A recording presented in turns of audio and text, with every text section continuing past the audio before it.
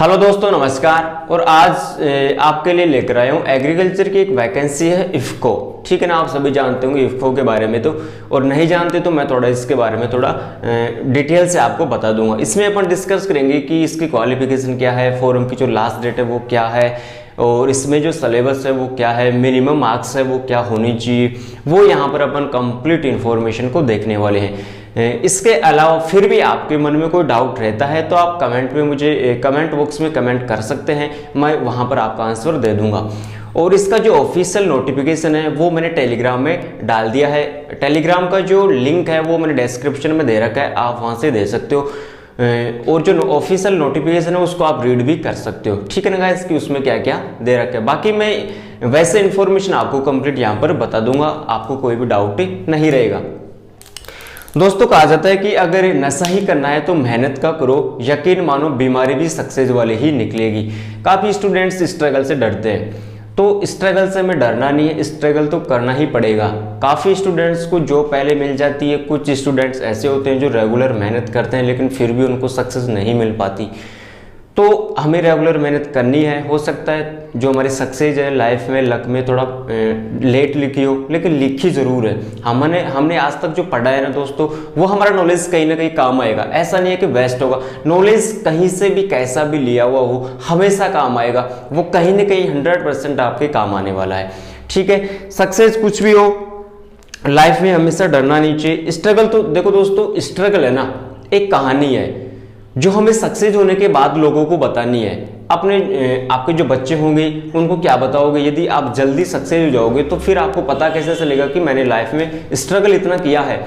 आप अपने बच्चों को स्टोरी सुनाओगे इसकी कि मैंने मेरी लाइफ में इतना स्ट्रगल किया है, फिर उसकी आपका वो एक हिस्ट्री है। आपका जो स्ट्रगल था ना वो आपकी एक हिस्ट्री बन जाएगी कि मैंने मेरी लाइफ में इतना स्ट्रगल किया है, तब जाके मुझे इतनी सक्सेस मिली है। और दोस्तों, स्ट्रगल करने से हमें बहुत कुछ सीखने को मिलता है। ठीक है, तो डरना नहीं है, नेगेटिव बिल्कुल भी नहीं लेना। अब एग्रीकल्चर में जो काफ़ी वैकेंसी है पहले आ चुकी है, जैसे IBPS की, SO की, IOES के अलावा FO की, RRB, ठीक है, NSC की, इफ़को की आ चुकी है, AFO सॉरी।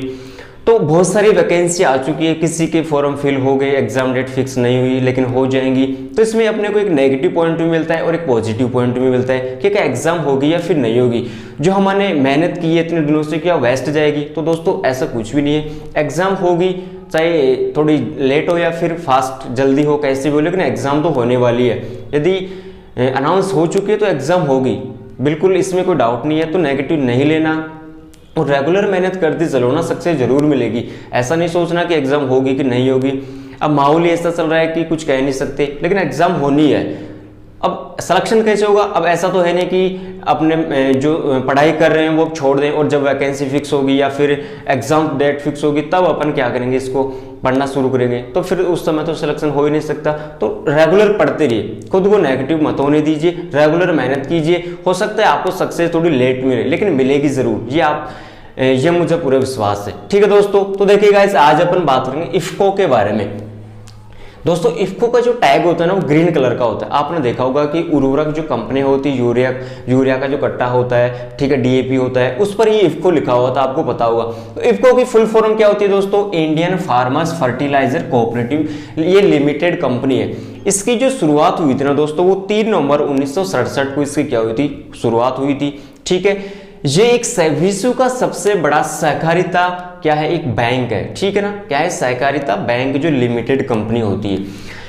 अब इसमें देखते हैं कि दोस्तों जो लास्ट डेट है इसकी फॉर्म फिल करने की वो 23 सितंबर 2020, जो अभी 23 सितंबर आने वाली है। ठीक है, वो इसकी क्या है, लास्ट डेट है। फिर बात करें पोस्ट क्या है, इसकी जो पोस्ट है गाइस वो है AGT का मतलब हुआ एग्रीकल्चर ग्रेजुएट ट्रेनिंग।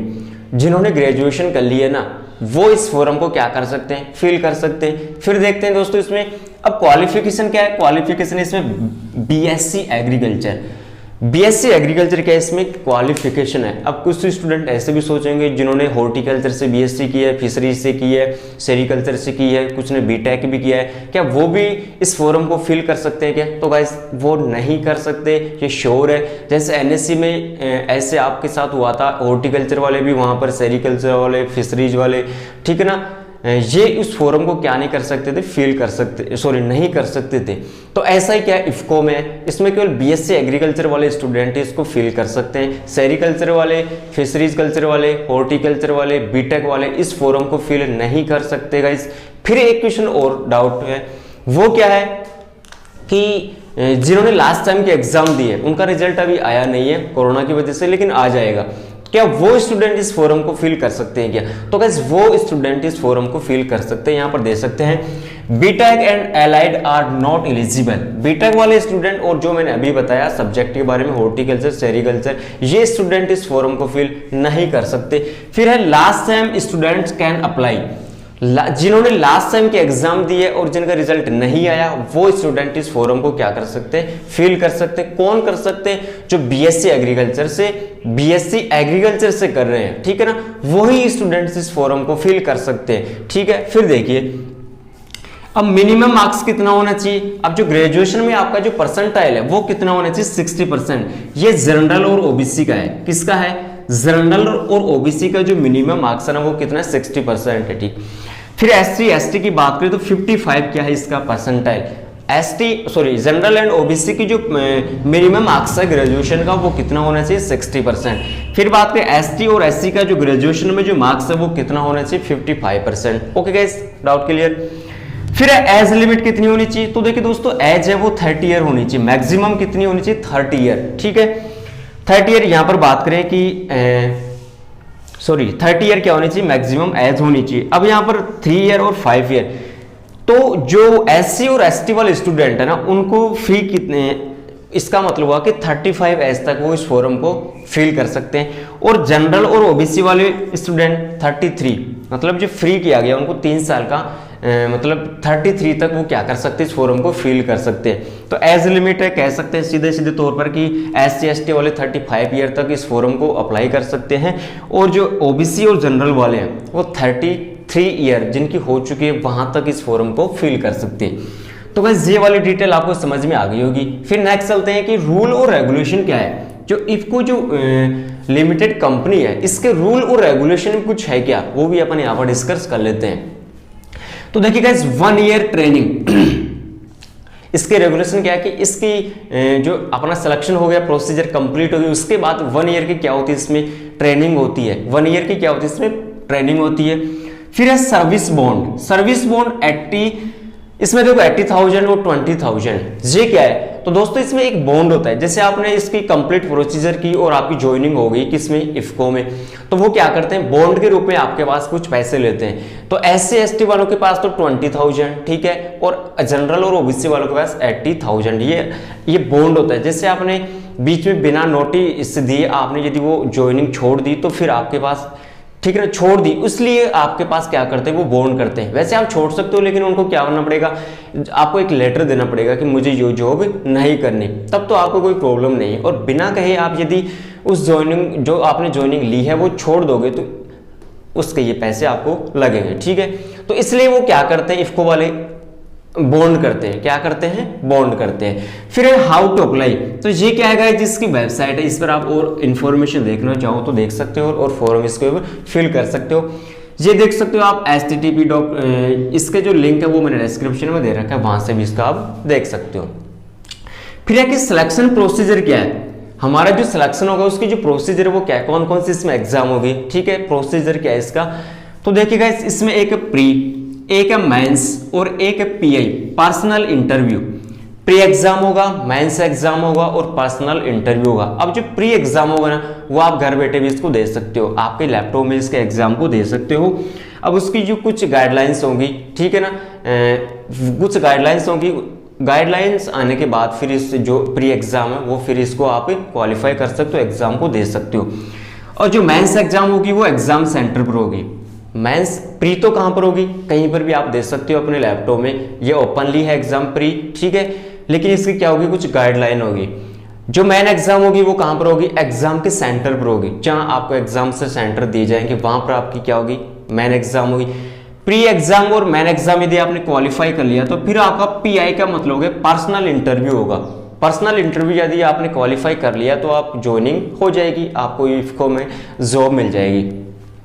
फिर देखते हैं इसमें जो पेपर पैटर्न है वो क्या है, कौन कौन से सब्जेक्ट आते हैं, कितने का क्वेश्चन आते हैं। तो देखिए एक तो अपना जो मेन सब्जेक्ट है एग्रीकल्चर, इसके 100 क्वेश्चन आएंगे, 100 क्या आएंगे इसमें एग्रीकल्चर। अब जो इसमें एग्रीकल्चर में जो आएगा ना वो बिल्कुल नॉर्मल एग्रीकल्चर आएगी, जनरल एग्रीकल्चर आएगी, बिल्कुल हार्ड ऐसा नहीं है कि डेप्थ में इसमें क्वेश्चन आएंगे, बिल्कुल नॉर्मल एग्रीकल्चर आएगी। तो आप इसको बिल्कुल फील कर सकते हो, बढ़िया एग्रीकल्चर आएगी, टेंशन लेने की बिल्कुल जरूरत नहीं है। इसके अलावा जो 50 क्वेश्चन है वो आएंगे इसमें मैथ्स के होंगे, रीजनिंग के होंगे, इंग्लिश के होंगे, ठीक है, कुछ जनरल के होंगे।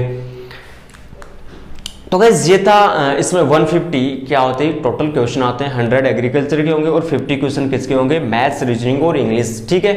तो ये क्या था पेपर का पैटर्न।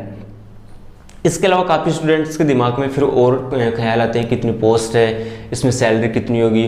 तो गाइस सैलरी तो आपके दिमाग में आनी नहीं चाहिए। यदि आपका पैशन यदि गवर्नमेंट जॉब है ना तो फिर आप पैसों को मत देखिए, और यदि आप पैसों को देखते हो ना तो फिर आपका पैशन है ही नहीं। पैसों को देखते हो तो फिर इस जॉब को छोड़ दीजिए, आपको जॉब फिर नहीं मिलने वाली।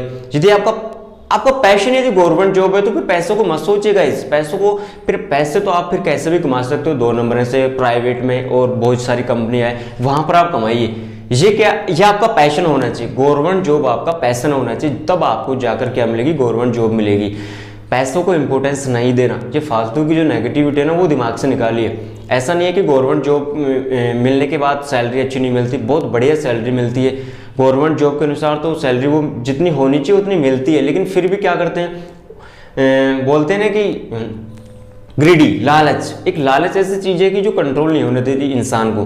तो सैलरी के बारे में हमें नहीं सोचना, अपना पैशन होना चाहिए कि मुझे तो इफ्को में लगना है, या फिर एग्रीकल्चर की जो वैकेंसी है उसमें किसी भी आपको एक वैकेंसी को टारगेट बनाइए और आपको उसको एक पैशन बनाइए आप, ठीक है, और पैशन के अनुसार काम कीजिए, आपको सफलता जरूर मिलेगी। तो वैसे हमने देखा इफ्को बारे में कंप्लीट इन्फॉर्मेशन, डेट क्या है, पोस्ट क्या है, क्वालिफिकेशन क्या है, कौन कौन से स्टूडेंट इसमें फॉर्म को फिल कर सकते हैं, मैक्सिमम मार्क्स क्या होने चाहिए, सिलेबस क्या है, जो इफ्को की रेगुलर रूल्स और रेगुलेशन क्या है वो क्या है। इसके अलावा और भी आपके मन में कोई डाउट है तो कमेंट बॉक्स में मुझे कमेंट कीजिए, मैं आपकी पूरी हेल्प करूंगा। और इसका जो पर्सनल नोटिफिकेशन है वो मैंने टेलीग्राम में डाल दिया है, उत्थान साइंस अकेडमी के नाम से टेलीग्राम है, उसका लिंक मैंने डिस्क्रिप्शन में दे रखा है, आप वहां से लिंक को देख सकते हो। तो बस दी हुई जानकारी आपको कैसे लगी कमेंट बॉक्स में कमेंट करके जरूर बताइए, और इस वीडियो को ज्यादा से ज्यादा शेयर करिए, और जो लोग नए हैं चैनल को सब्सक्राइब करिए, ठीक है गाइस। थैंक यू, जय जवान जय किसान।